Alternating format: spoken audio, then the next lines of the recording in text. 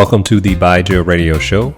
I'm your host, Dr. Byron Jasper, and we are recording live from J. Kinba Executive Suites in Baton Rouge, Louisiana, with special production by Becnel Media.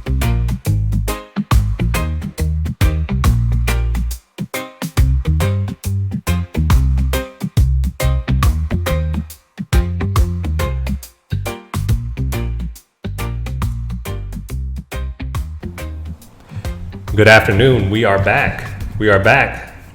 And I'm happy to say adulting has been put to the side at this point. I think we're good on that one. So finally was doing adult things, being at conferences, talking all about medicine, and now getting a chance to kind of kick back and get to the usual, which is talking about DPC, man. So today we are in the studio with the world-renowned, well-traveled, well-spoken, and always friendly George Becnel, a.k.a. Patient Zero. Welcome, hey, man. Sir. I appreciate it, man. I want to get like you. I want to go places and for people to pay for me to talk to them. Like, that's my life goals. Because if I could just talk and people listen and they pay me, I think I'd be in a good spot. It's on the way, man. I know it's coming. I'm a little bit ahead on that one, but I'm sure at some point you'll be right there. So what do you think I should talk about?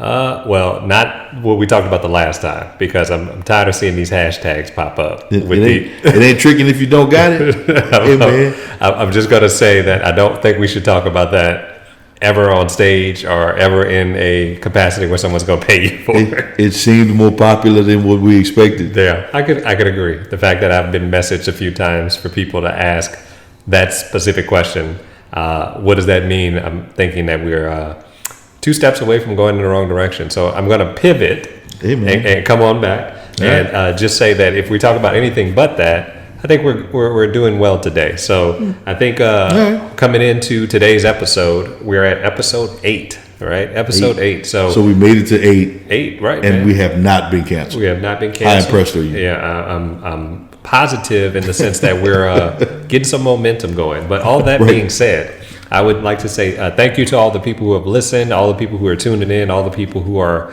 giving us feedback, and more importantly, to the listeners that are engaging with us, to send us questions, to ask us about health-related matters, to send us random hashtags, and then also to really and truthfully take deep dives with us in topics that are going to hopefully give you better health. Mm-hmm. With that, I think we have another question. George is going to cue it up for us. We had a young man reach out to us and just basically ask about a topic that I think a lot of people don't realize is important when it comes to healthcare. Right. And it's much like what we talked about in episode 6, where everyone kind of experiences something in a certain field. It's not where it's relevant to one side, one gender, one age group. This is something I think topic-wise is across the board important. So I know that when people hear the clip, they're going to say, well, I can see how it's important, but maybe not so much. And our goal today, George, is to kind of make sure that people realize how important it is in all of their healthcare decisions. So I'm going to have George go ahead and cue up the clip, and then we'll come back and kind of dive right in. All right.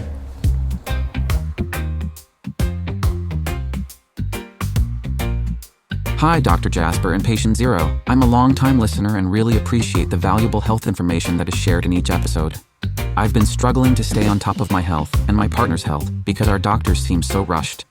I know this plays a part in how we receive care and what we do once we leave the clinic visits, but this isn't the only thing that causes our health to be good or bad.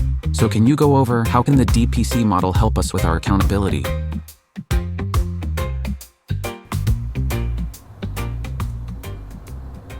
So I think that's a fair question. I think it's a pretty honest question to say, how can we be more accountable and not just say, well, the reason why my health is not really good is because of somebody else or something else that I don't really have control over. So accountability is the point of the topic today. Right. And it's just, you got to realize, and look, I know you have like a well thought out, explanation. I like to keep it simple, and I think people forget that doctors are humans. Yeah. And just like anybody else, they go to work, they go home, and they try to, decompress their day, be with their families, do the stuff they need in the house. So they're not thinking about your health 24/7. and ultimately their job, in my opinion, is a resource for your health, not your total end all be all for your health. Yeah. So that's why I love the question, because it's like, okay, yes, you go to the doctor, you follow the advice. If you don't like the advice, you get a second opinion, things of that nature.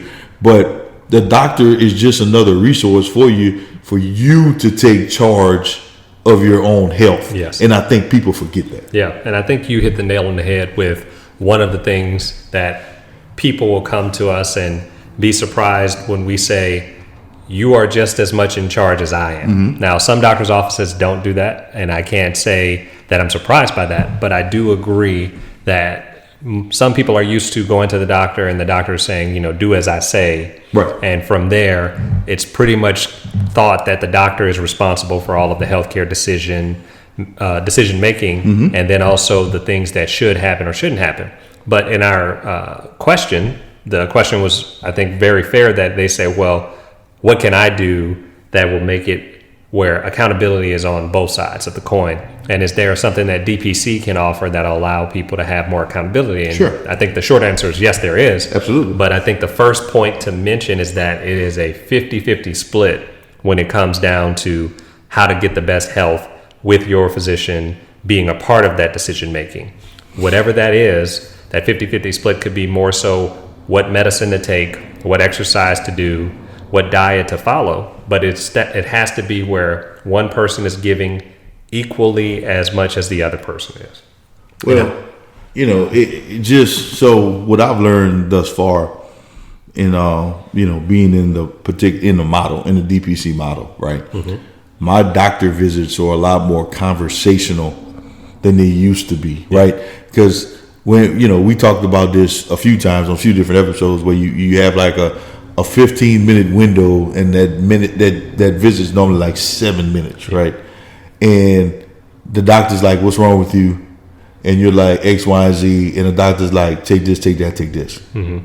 And that's the end of the conversation. And out the door. Yeah. Right. So, but however, what you have to realize, what I've realized is that, when you have an ailment, or you have a situation, or you have something that you're trying to prevent, there are typically multiple ways to prevent that. Yeah.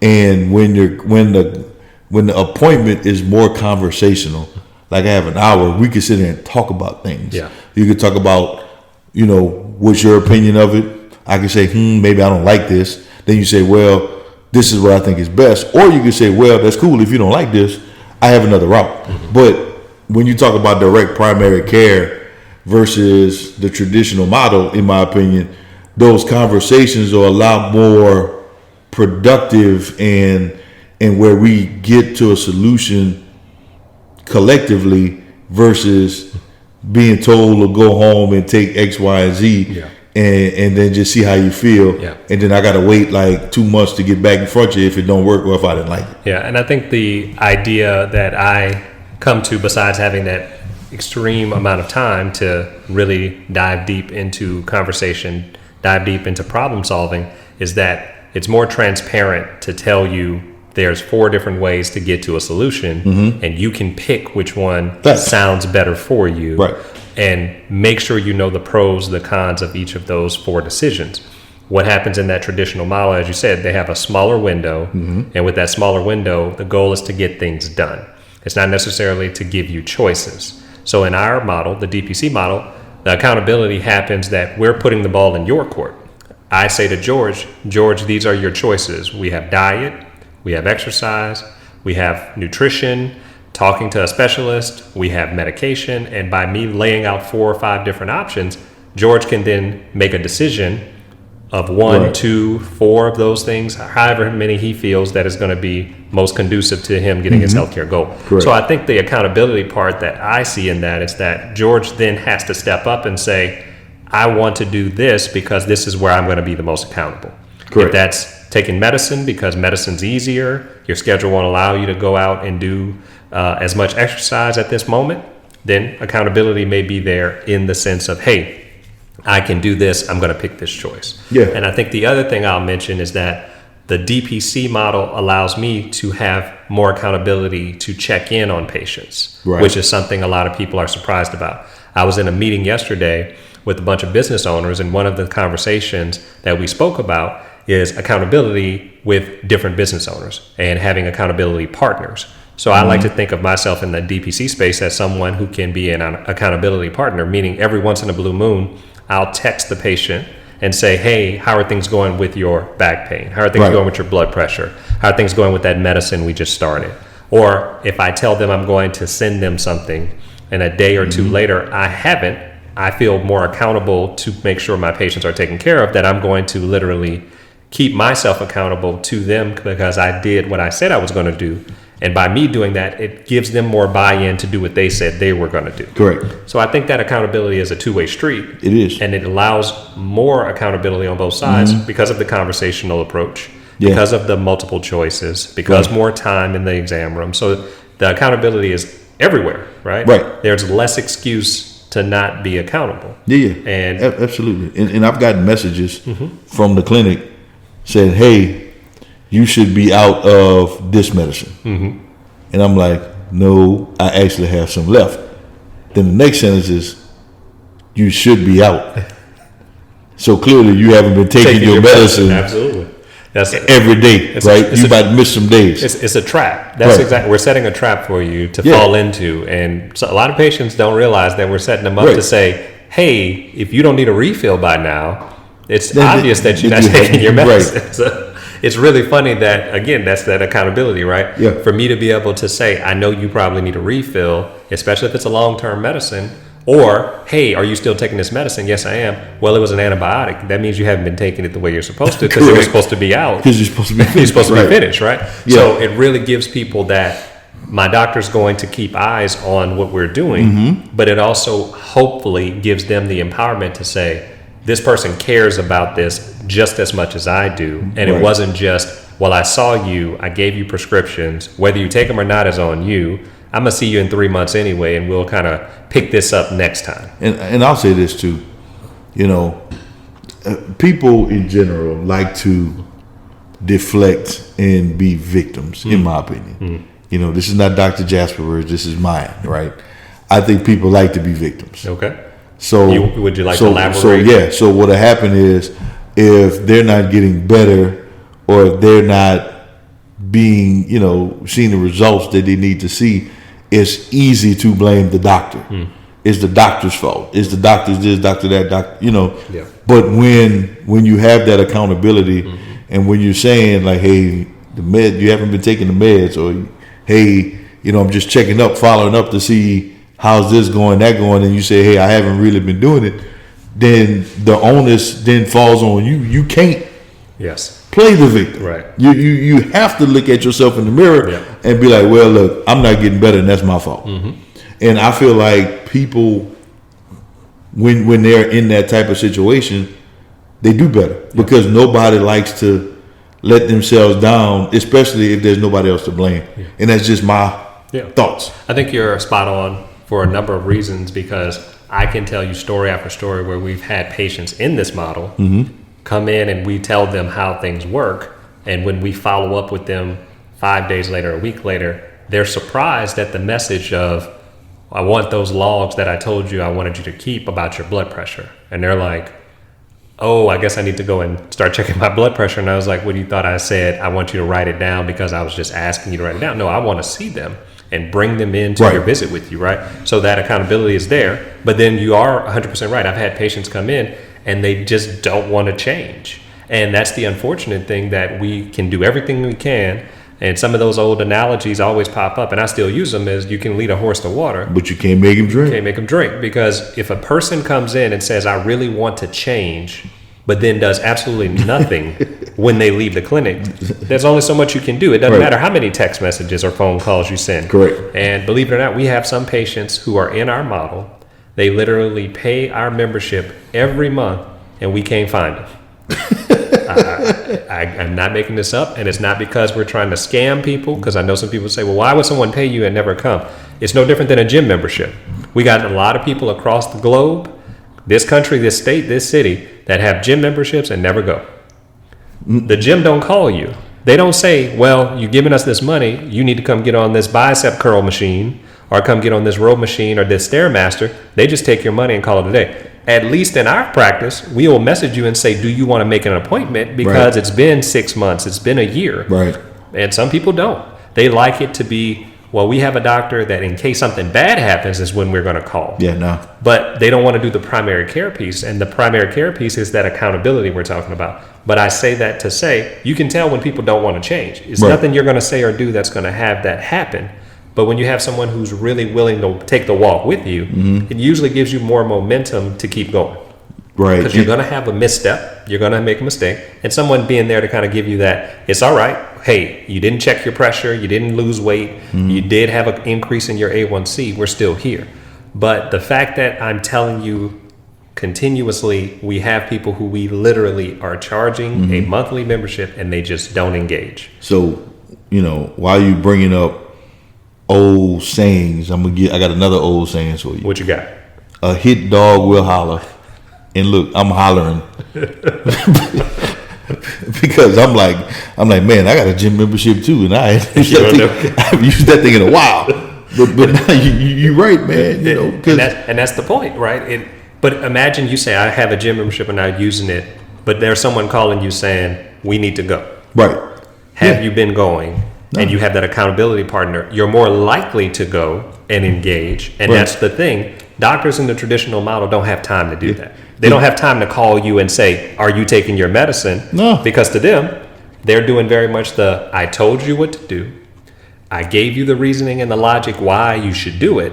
From there, that's kind of on you. Whereas in our model, we're like, look, we told you what to do. We gave you the reasoning, but sometimes you need a little help beyond that. Yeah. And we want you to know we're still sitting here waiting to help if you need us. And oh, by the way, we're going to nudge you every now and again. Absolutely. Right? We text people to say, do you want to come do your lab work? Do you want to come get refills? Do you want us to send refills to the pharmacy? We're asking all the time. And that helps people in that direct primary care model because some people need those reminders, right? This is the most on top of my health I've ever been. Like you asked me what my A1C is, I could tell you. Yeah. You asked me what my blood pressure is supposed to be or is normally is, I could tell you. You asked me, if I ain't tricking because I ain't got it, I could tell you that.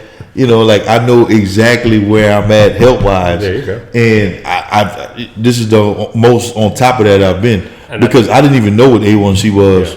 Yeah. 3 years ago. And we probably have family members who have it and have different diagnoses and they don't know.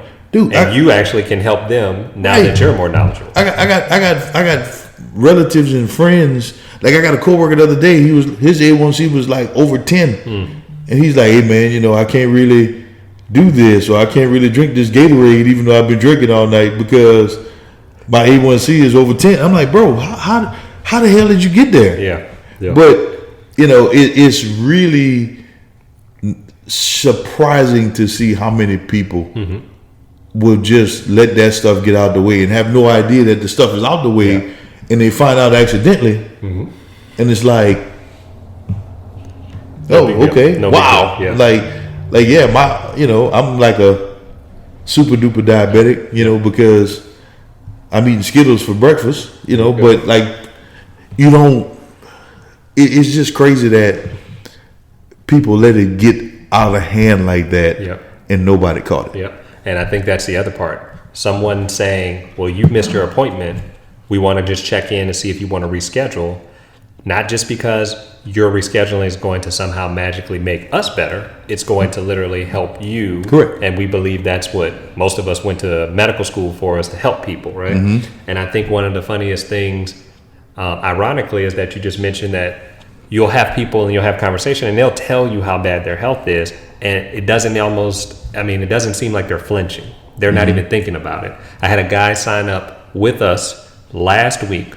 I was on a plane coming back into town from my conference. Got a phone call from an employer because, of course, we work with employers to take care of patients who are employees of theirs. And the employer said, man, I got a new employee. He's been working with me for about, a year and some change. But one of my newer employees, he's really valuable to the company. I really want to make sure that this guy stays with us, but he doesn't go to the doctor. He flat out doesn't go to the doctor. And we need to get him in. And I said, well, let me take my phone and check our schedule. So I said, I can get him in first thing on Monday morning. This is a Wednesday. So the gentleman didn't complete any of the paperwork that we asked him. Shocking. Didn't do anything. Didn't fill out anything. Didn't fill out anything to confirm the appointment. So at this point, we're thinking he's just not coming. Funny thing, guy shows up Monday morning, right at time. Appointment's at 9. He shows up about 8:55.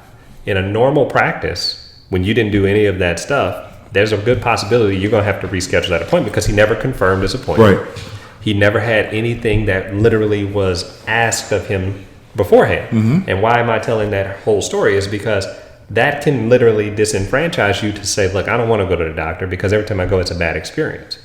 So he came in and we still saw him. We took care of him. Right. We did everything. And his visit, any idea how long his visit took? I'm going to say his visit took about 45 minutes. Okay, his visit was 2.5 hours. 2.5 hours. Now, it wasn't because he literally took that long. Our 10 a.m. patient, because we usually have an hour-long visit, canceled. Right. So I said, well, I got some extra time. Do you want to talk about more stuff? And what do you think he said? Absolutely. Yeah. Because he said, I never get this much time with the doctor, and I never have the opportunity to really go into some things that I have questions about. So we took 2.5 hours to literally talk about the stuff he needed. And that half-hour part was more so when he left the clinic after the second hour, he continued to text and ask questions. And me responding to him throughout the day between patients when I had opportunities to respond to him. And literally he said, this is one of the best doctor's experiences I've ever had. I didn't do half of what I was supposed to do, but you all still took care of me. I didn't have a crazy bill on the back end. You told me how much everything cost on the front end. I never felt rushed. And more importantly, I get to talk to you after the visit and I'm talking directly to you. And he was surprised by it. But now when I call him a week later, I called him literally and said, hey, I got to talk to you about your lab work. You know what he said? I appreciate it. I understand it. And I know what I need to do, which is a whole different tune than when he walked in the door, which was, I didn't think this was going to be a good experience because all the other ones were so bad. Correct. So it just made it so much different that you can see how people change when you give them the care that they deserve, but also make it to where, look, the ball's in your court. I'm setting you up. You got to spike it, right? Right. I'm Allie. You got to oop it, right? I mean, So, little Dwayne Wade, LeBron James going on. a little something. But at the end of the day, if he is not buying into what I'm giving and he's really not saying I'm going to take this and run with it, I can do all of that and he can walk out of here and literally go right back to doing what he's doing. But my hope is that with us giving him that 5-star service, he's going to say, when my doctor calls, I know it was something serious. If my doctor calls, I know I need to get back to him because he's really trying. Right. Because it would have been easier for us to say, look, I'm on the plane. I'll talk to you when I get back in the office. It would have been easier for me to say, he never did his paperwork. We're going to reschedule. But we're going to keep doing this and holding ourselves to a higher standard. So in essence, our patients will hopefully hold themselves to a higher standard. That's fact. So I think it makes a huge difference in our model. Yep. And direct primary care across the country does very similar things to what we do, but I think it does it in a way, with us at least, that with a lot of the people we serve, they're surprised at how well this can be done without it being super complex. I agree. So I believe the accountability piece, not only on the patient side is there, the doctor has to have accountability and stick with it. But I think the last thing from my whole spiel is that, look, when you are in that doctor-patient relationship and you're consistently being engaging, it's going to have a conversation that comes out and you're going to say to me or to you, I want you to literally tell me where I'm deficient, help me get stronger. And then if I'm literally giving you all of that information over and over again, you're less likely to have that excuse of, I didn't reach my goal. Right. So all things considered, I believe engaging in that direct primary care model has been beneficial for this gentleman. You've said to yourself and said out loud, at least on the podcast, that you believe it's been helpful. It But is. I think we constantly have that, we don't like looking in the mirror and we don't like looking in the mirror and saying it's me that's causing me to have all these problems. It's me that's causing me the high cholesterol, Yeah, absolutely. the high blood pressure, the high blood sugar, the ineffective weight loss, Right. all of that. Rarely do people come in and say, I'm gonna be honest with you, I didn't do any of the stuff you told me. It always is, I'm gonna tell you all the reasons why it didn't work. So when you leave, if we can give you a little more of a nudge that, yeah, we told you about this. We're going to check in and make sure you're halfway to your goal. We'll do that. Yep. So all things considered, let me ask you a question about accountability from your experiences. Sure. With your experiences in the actual direct care model versus your traditional model, have you noticed that there's more transparency around the things that you do when you're coming into the clinic feeling comfortable talking about it, and vice versa on the clinic side? Yeah. Because as you've mentioned before, you've been to the urgent care side, you've been to the traditional model side, and obviously direct care side. So what do you think from a transparency standpoint, and how does that affect accountability if you're saying, okay, now I have more transparency, less transparency? So I have more transparency because I trust the model, right? I trust the clinic. Yep. Because the thing about it is there's a built-in the way it's run. If I pay a membership fee every month, and I'm not coming in for follow-up appointments and for things like that to grow your bottom line. I'm coming in because I need it, because that's just the way it's set up, right? So that has a built-in trust, because I was never trusting of the medical industry. I don't trust the medical industry. I don't trust insurance, because in my opinion, it's all a hustle. Yeah. You know what I mean? Like, and I was second guessing everything. Like, do I really need this drug? Do I really need this action? Is the doctor getting the kickback? Why do I have to have a follow-up visit if I'm feeling fine? Like, you just want to get me back to see another appointment so you can bill me again. Yeah. So those are the type of thoughts that I had, right? But in this model, I paid my membership fee every month. So if I got to come back in, it's because I got to come back in. It's not because you're trying to make more money. Absolutely. You know what I mean? So there's a lot more transparency on both ends, because A, you're telling me what I actually need, and this, that, and B, I actually believe it. Yeah. And I think that's a big thing, because I'm not the most trusting person in the world, because I understand economics run the world. Yeah. You know what I mean? So I don't know how everybody else feels, but just to have that relationship where you understand that this is what's best for you, and you actually feel like that, that's a major difference. Yeah. Because I can open up and I can actually say, this is what's going on, this is how I'm really feeling, without excluding anything, because I feel like it's a hustle. Yeah. The more I tell you, the more you're going to add on, the more medicine Right. you're going to prescribe. Right. The more I got to come back, because now that I told you I got 4 problems, you say I need 3 visits as opposed to knocking all 4 of them out. Correct. And every time I show up, there's a new bill. And I think you hit on something when you mentioned accessibility. That's the main thing I heard over and over when I've talked to people about our model and how it helps keep people accountable, is because now that you have more access, you can't go under the excuse, the reasoning, the logic of, well, the reason why I'm not had the best health is because I can't ever get an appointment. Right. They never call me back. Right. They're never available when I need them, so I just don't go. Right. Right. So that accessibility almost eliminates a lot of the reasoning that people will say, hey, I didn't get my A1C under control, but it's every time I go, they don't have enough time, and I can't ever get an appointment. Right.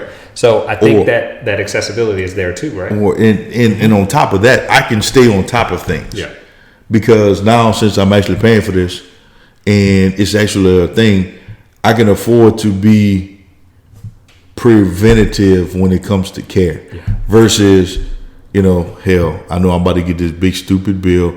Let me make sure I'm one step away from the grave before I need to. 1 foot in, that coffin. Right. Before I need to go ahead and go to the doctor, because I don't feel like paying for this. Yeah. And a few years ago, it things changed. I think it was around maybe 08, 09 or something like that, where you stop having like these $25, $30 copays, and you're paying for the whole visit because the insurance changed and everything like that. So you really making life decisions to go to the doctor, not, whereas now I'm just like, all right, well, let me make sure I stay on top of this to where I'm feeling good all the time. Like, this is the most I've ever been to the doctor in my life where I don't feel bad. Yeah. And I think a lot of people have that inverse relationship of health in the traditional model. There's a topic that kind of exists in the healthcare space, and it's called moral injury. Okay. Moral injury, the concept is basically you as a physician want to do more for your patients, but the system tells you the more you do, you're not productive, you're not efficient, you're not literally meeting the standards because you're only seeing 10 people, but we need you to see 40. So because of that, you are morally injured because in your mind, this patient needs more of my time because I didn't get to treat and care for them the way they're supposed to be cared for, but I got to go see these other 10 people. So now I feel bad because I skipped out on the person who's over here having trouble with their cancer diagnosis, but I'm being told that I need to be more productive. So that moral injury exists so much in the space that you often will have it too as a patient, because you just said, I feel bad if I go to the doctor and there's nothing wrong with me. Because in the system, I'm going to get a crazy bill on the back end. Right. So now I'm injured morally because I wasted their time and mine, and I got to pay for this. Yeah. And you start to think inversely. And that's how doctors are. They're thinking, well, I want to spend more time talking to this patient who has this really bad depression or anxiety, but I'm not going to really be able to do the other 7, 10, 15 patients if I spend more time. Right. So I have to now leave the depressed patient, take care of everybody else, and really feel bad about that later. And that's why doctors eventually get burned out and they end up quitting. They literally leave medical care, stop practicing medicine, and end up doing something else because that moral injury becomes, it just starts compounding, right? You start thinking of patient after patient you had to neglect because the system told you you would. Right. And on the flip side of it, as a patient, kind of to your point, so I've told you my story many times. I was in New Orleans. I went to an urgent care center because I had the sniffles. They told me I had COVID, and they told me good luck. I literally had to go pick up an over-the-counter thing from like some Advil, cold and sinus, or something from CVS, and I had to pretty much take care of myself. And I got a $250 bill, and really all you did was run the COVID test. Yeah. You know what I mean? And that was it. That's it. So now all of a sudden it's like you really thinking about it, and like think about real life, right? You mentioned adulting, you mentioned everything that we have to do on a daily basis, and it's hard. And it's worse when you're not feeling well. Yeah. So now I have to determine, well, not now, but most adults have to determine how bad is bad enough for me to even deal with this. Yeah. Because, if I got the sniffles and my allergies is just whooping my butt, or if I think it might be a cold or something, do I want to stop, go get me what I need, and like a steroid shot, maybe some antibiotics, and have a $250, $300 bill? Or do I just want to thug it and just keep moving? Yeah. You know what I mean? Like, these are the type of decisions that you have to ask yourself. But if you're on top of your own health and you have something else that's different, you can kind of say, let's see which one is best. Right. Is it better to just take a look, think about it, talk it out, and then keep it moving? Or is it better to go in and engage, right? And I mentioned that it's funny enough, today specifically, as we're recording this episode, this very same day, I got a text message from a patient of mine, and the patient said, my eye has a ruptured blood vessel, and I don't know what to do. Is it something severe? Is it something serious? And this person, of course, is texting and says, I can send you a picture, and then you can let me know what I need to do. So I sent the picture, and of course I said, well, it looks like something we call a subconjunctival hemorrhage, which is basically a popped blood vessel in the eye. It's not really anything urgent. It's not anything bad as long as you don't have certain things that go with it. And you can literally just keep it moving.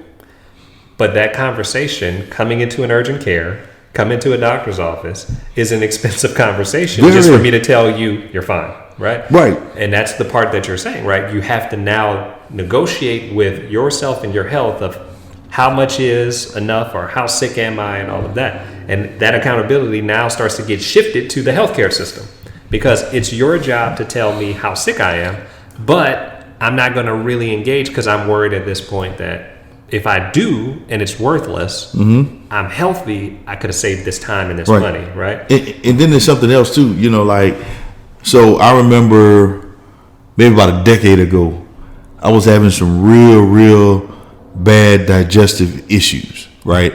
And I was tired all the time, I was sluggish, whatever. Long story short, I found out I had a gluten intolerance.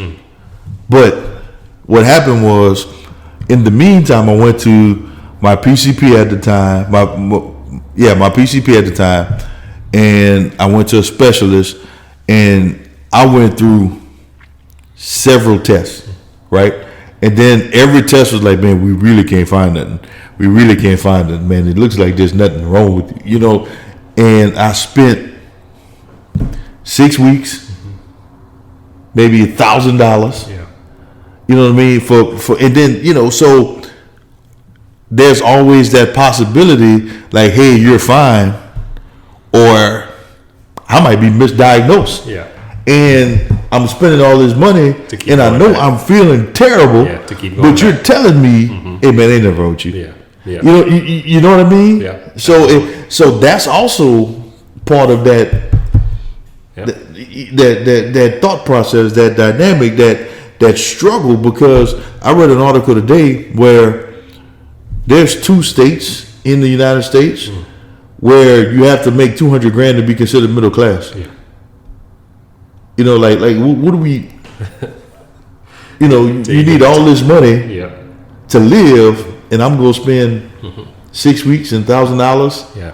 to possibly be misdiagnosed. Like, I understand why people hesitate and people don't take care of themselves, I agree. because they're used to something that's not as good as the direct primary care model. Yeah.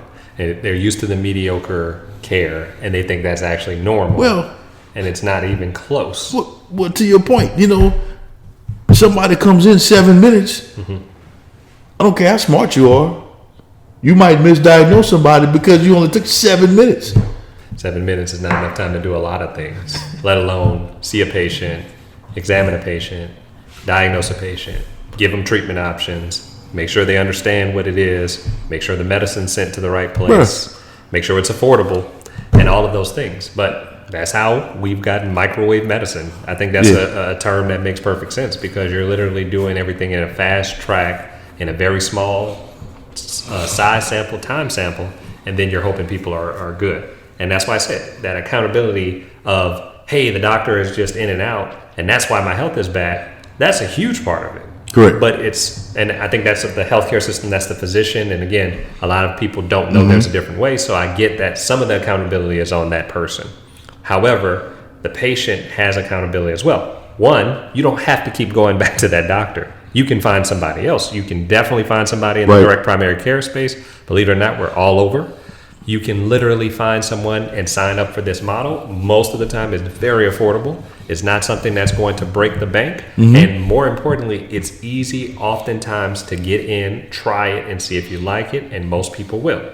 But if you say the doctor who is literally in and out the room is the person you're going to keep going to, doesn't mean you have to literally keep doing that. So that accountability has to be somewhat on the patient as well. And I think once both sides start to see, we both have a hand in this, right? I'm perpetuating this person not getting access when they need it.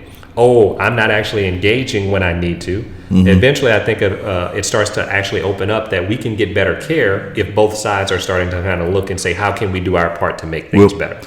I think now I can understand that argument more as of late than anything. Yeah. Because now you're starting to see that you have options, and we live in a information type of world now, right? But also, I kind of blame the system a little bit more, because the system is broken, in my opinion. It's been broken. And if you look at it, it's kind of like one of those things where we paid $250 a month for cable and internet before we realized we could start streaming. You know what I mean? You paid for, you paid for minutes on a cell phone before you had unlimited everything. You know what I mean? Like times change and things change, but you don't know what you don't know. You don't know, right? Right. And until you see that there's an option, because as somebody who's a patient, seeing it from a opposite lens than you would see it, if you don't have the vision, or if you think this is just the way it is, because you might have a doctor that might look like you, or might be able to relate to you, or might be a little younger or a little old, whatever you want. But at the same time, if you're only spending 7 minutes, it don't really matter if I'm going to this doctor, that doctor, this doctor, that doctor, Yep. you know, if you don't know of anything Different. that's better, because I feel like Americans are programmed to where your insurance is the primary decision maker of your health. Yeah. And that's just the way it works. And trying new doctors might not be advantageous to you Yeah. because of the system is broken. So It's the lesser of two evils. right, it's the lesser two evils. So I just feel like, you know, the word has to be there, the information has to be there, Yeah. and it's coming out slowly Yeah. but surely. But you know, just being real, had you not called me and told me this is what you're doing, You would know. Right. I would know, that's and I wouldn't have given this a shot, Yeah. because I was so programmed to do what I had been doing, what I had already accepted in my mind was the way it works. Yeah. You know what I mean? Yeah. So if it wasn't somebody I knew and trusted who told me about this, Yeah. Makes a difference, right? you know, who knows? I'd probably be, I don't know, man. I'd probably be somewhere bad off Yeah. because not on top of my health. You know, I'm knocking on 40. Yeah. You never know. Yeah, but I think you're touching on so many things, and people think this way, feel this way, have conversations about this stuff, and then the answer goes back to, well, that's just the way it is. But they know you, they know me, they know about the podcast, they know about the website, they know about all this, and never go beyond, well, I can probably change this if I really want to. Right. I can change my health trajectory, right? Like the caller said, how can I be more accountable? That's the first question. And if you say the system is broken, and then you go from, well, the system is broken, I'm just going to keep playing in it.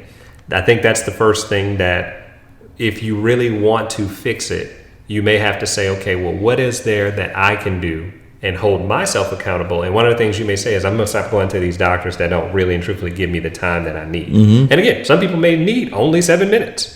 They may be great with 10 to 15 minutes, and that's fine. I'm not saying everybody's going to say, let's choose direct primary care and leave all of our doctors. No, I'm not saying that.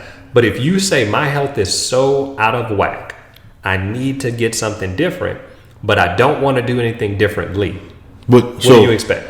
you don't know your health is out of whack. Yeah. Well, You know, like hold on. I'm going to push back because you just said your coworker said his A1C was what?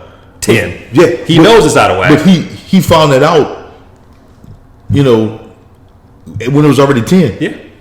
If you'd have been in the DPC model, it wouldn't have got to 10. Yeah, I agree. That's all I'm saying.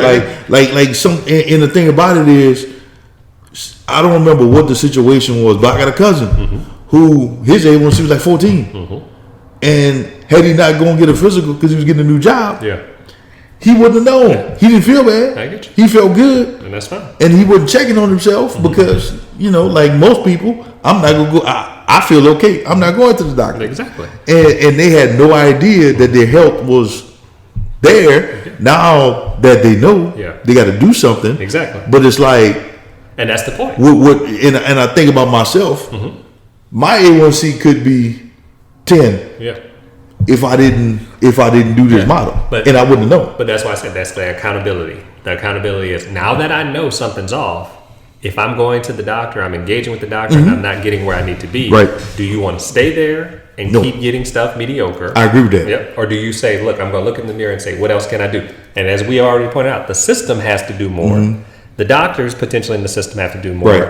And the insurance company that's in the middle pulling all the strings needs to be removed I to agree. be something on the outside of the doctor-patient relationship, not in the middle. And once those two people who are able to do more for each other, Right. doctor more for the patient, patient more for the physician, because in that model, that relationship is there, it makes a difference. And that's my biggest thing. No, I agree with that. And again, I can't sit here and say that everything's perfect. There's no flaws in any system whatsoever. Every system has flaws. Nothing is perfect. But I do think that that accountability that you're talking about is people often don't know what they don't know. Completely fine. It's the people who are listening to us and saying, well, I know this system is bad, but I'm not going to tell anybody that there's a different way. I know about Dr. Jasper, and I heard patient zero talking about this, but I'm going to just go ahead and kind of deal with it later. You're going to literally have to reap what you sow. Yeah. And what you're reaping is bad decisions lead to bad health. If you know the model exists, You know your care is subpar. You know your health is not where you want it to be, and you know there's a different way that could potentially change your life. That accountability has to be somewhat on you to say, I got to make the first step. And we're sitting here waiting for you to say, hey, I'd like to join and I want to get started. Let's do it. We're not going to sit here and tell you anything else. Now, there's going to be a point where we can't, because in our model, we have to cap the number of people we're caring for in order to provide the service that we provide. You can't care for 2,000 and 3,000 patients and be able to talk to all of them for an hour long. You can't do it. That's why the system is so bad. So the people who are literally saying, I'm going to wait, I'm going to procrastinate, I'm going to do it when I get time, and then they're going to call and we're going to say, well, Dr. Jasper's full. You might have to be on a waiting list. Then you're going to literally say, oh, well, I'm going to go back to doing the same old. Right, same old. Right. It's literally us trying to say in this episode, and my hope is that a person listening is going to say, you know what, they're right. I got to really and truthfully look in the mirror and see what I'm doing to cause some of the things that I'm dealing with. I agree. And I need to do something different. I agree with that. And I think, if anything, we talk about accountability. Even if you feel good, if you're listening to this and you feel good, get your blood drawn, get your little panel. You know what I'm saying? Because a lot of these things that we're talking about, we said A1C a lot, your blood pressure, things that you don't, they call it the silent killer. Yes. There's a lot of things that could be wrong with you, and you don't feel bad. Yeah. That guy who I talked about from the employer, blood pressure literally is 189 over 124. Right, just waiting for a stroke. But again, he didn't know.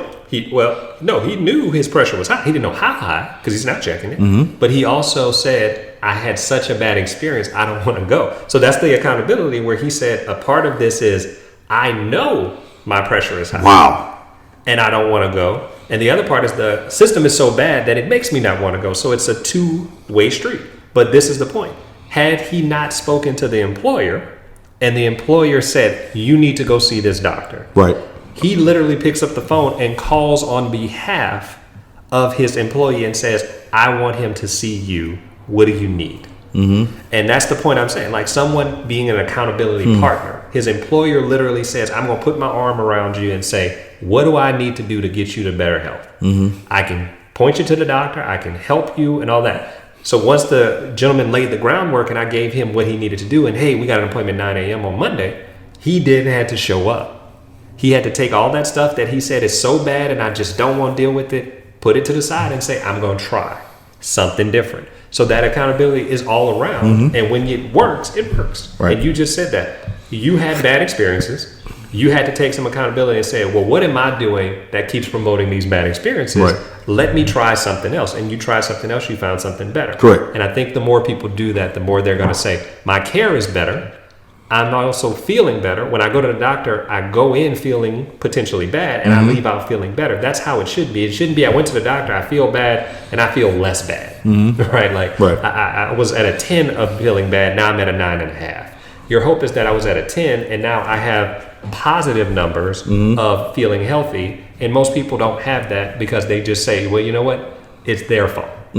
It's the system fault. The doctor don't answer the phone. I can't get an appointment. It's too expensive. And it's pointing. And it's never, what am I doing?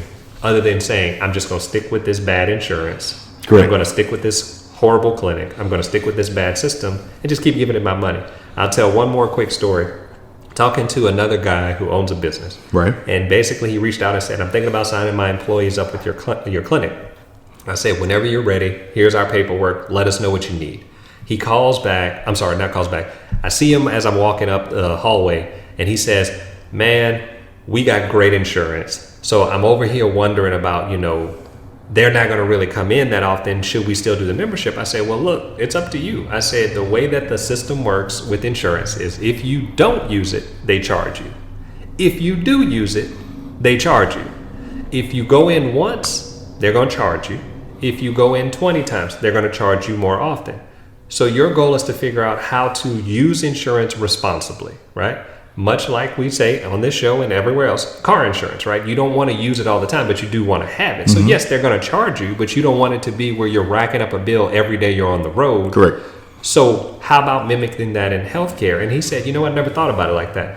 I'm thinking that the more they use the insurance, it's a good thing because we're paying for it. I said, yeah, until they raise your premium the next year. Right. And they raise it 10% when it should have been 2%. But it's because everybody keeps going to the doctor for every little thing or waiting until they're deathly ill and the bill Correct. becomes exorbitant. So by having the mindset of, look, I'm going to engage early, I'm going to be accountable, I'm going to look in the mirror, I'm going to make sure I'm holding them accountable just like I want them to hold me accountable, I think everybody gets better. Right. And I think that transparency, the accessibility, and of course everybody having the mindset that we're a team usually makes a huge difference.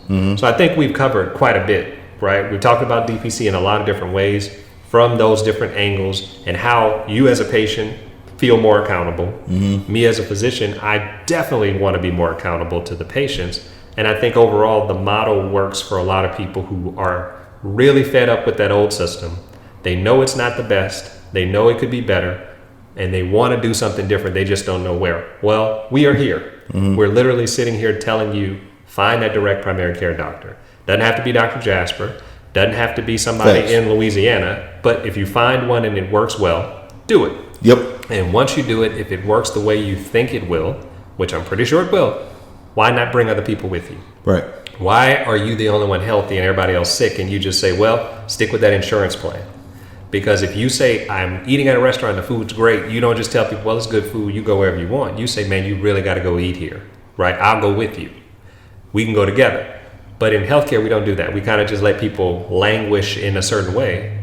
And then we are surprised when they have bad health outcomes. So I hope that this episode has given people the mindset that I have to be accountable for my health and I want my doctor and my clinic to be accountable. And there are different ways. So based off of that, I'm going to ask George to give us his thoughts, closing thoughts, because I feel like we've talked about a lot of different ways to be accountable within the system and why the other system isn't going to help you be accountable. Right. So based on that, what do you think is a good closing thought to kind of give the listeners about the DPC model and accountability in healthcare? So I like the DPC model personally because I'm on top of it and I know exactly what's going on, where I'm at with everything, things of that nature. So I'm for trying the DPC model. That's my opinion. Yeah. My minimum requirements, in my opinion, would be to get you a panel, get you a screening on everything. Screen for, All the stuff. blood sugar, all the stuff. We talked about STDs, all these things, and understand where you are health wise, and do something about it. Yeah. Don't be that person that's just sitting there that you just feel good and you're not going and you have no idea what anything is, and all of a sudden, because I have too many people that I know personally that died younger than 45, younger than 40, and for things like heart attacks and things like that. So my minimum requirement would be to go get your screenings for different things, understand where you are health wise, and if you find, great. If not, do something about it. Direct primary care is a great way to go, in my personal opinion. But even if you don't do that, do something. Yeah. I'll jump in and say my closing comment is similar, but a slight difference, because you said people will sit around and say, I feel good, and just kind of stick with that mindset that as long as I'm feeling good, I don't need to go. I'm on the opposite side. I'm on you're sitting there complaining all the time about how bad you feel, but then you don't want to do anything about it other than say it's everybody else's fault. Now, I'll say this. It's not Dr. Jasper words. This is mine. That's crazy. Yeah. Like that is crazy. It's backwards. Right? Like if you sitting there feeling bad and you're not going to even try to do something about it, you're crazy. That's literally the definition of insanity. Doing the same thing and expecting a different result. Yeah. So your PSA, these people are crazy. I will say that. But go ahead. And that's what I'm getting at with the mindset of accountability. The system's bad. You know it's bad. Your health is bad. You know that's bad. You know something needs to change, but yet you just sit and complain. Yeah. So my closing comment is stop doing that. Right. Why not try something else? And if that something else doesn't work, keep pivoting until you find the thing that works. You may say, look, none of it is going in and getting checked out in the DPC model. It may not necessarily be going to the traditional model. It may be really and truthfully looking at my diet, getting more sleep, really working on getting screened when I need to, and then taking care of the rest outside of the clinic. That may be fine. But if you're sitting here saying the stuff I've been doing for the last 20, 30, 40 years, and I'm still in bad health, how about we do something different? And if we can do something different, especially in the DPC model, then I think we're going to see a lot better of a result in the long run. I agree. So I think that's it. I think we've literally did another successful episode, and it may just be because, we're awesome. Right. And I think because of that, we should share more positive news and positive commentary from one of our listeners. So George will cue it up, and we'll go ahead and then come back and close out real quickly of where you can find us. Okay, got you.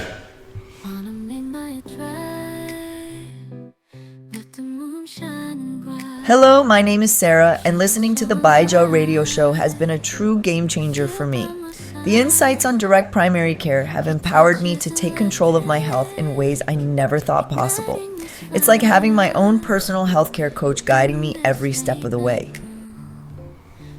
Well, I think that was short and sweet. I think it was nice. Yeah, And I think it's agree. simple, right? So based off of that, closing out on a high note with a positive comment like that, George, where can the people find you outside of our lovely radio show? Real quick, I made a joke earlier in the recordings about these people not being our relatives. So again, this is not one of our relatives. But where are our relatives? Like, why are they calling in? Well, like, where are our people at? Well, I will say that clearly my brother sent you a message He that did. you decided to screenshot. He did. And I'm going to say, Jarrell, you're not helping the cause, sir. What was the message? I'm not saying it. I Please will say never it. say it out loud. I will never say it out loud. But Jarrell, you're not helping the cause. You're supposed to be on my side. I think Jarrell's helping. Jarrell's helpful. And Jarrell will get a complimentary hoodie when they come out. I promise you that. It's going to be a two-tone hoodie with a, absolutely. a reversible. So anyways, so we don't prolong this. Shout out to Jarrell for listening and being a long-time listener. He's literally listened to every episode, sometimes more than once, and he will hit me up asking about things from the episode. So I know we're actually getting people listening. So shout out to some of the relatives. The rest of y'all, we need to find y'all with a flashlight. But anyways, George, where can the people find you? They can find me at on Twitter at George_Becnel. They can find me on Instagram at Becnel Media. And yeah, that's the only places I can be found. Okay. So for us at the clinic, you can find us at our website, www.byja.org. You can find us on Instagram and Facebook at Byja Clinic. You can find me personally, or professionally, I should say, on Instagram at Dr. B Jasper, DRB Jasper. And then you can also find us on LinkedIn at Byja Clinic. So based on that, we are a wrap for episode 8. We're coming back next week with episode 9, and hopefully we'll be able to give some more helpful health tips for everybody who's listening. Thank y'all. Have a good day. On a midnight drive, with the moon shining bright, feeling so alive, with you by my side. Your touch is electric, igniting this fire. In this late night room, we find our desire. Whisper in my ear those words that I crave, as we're moving closer in this intimate way. Your body's like music, playing a sweet melody in this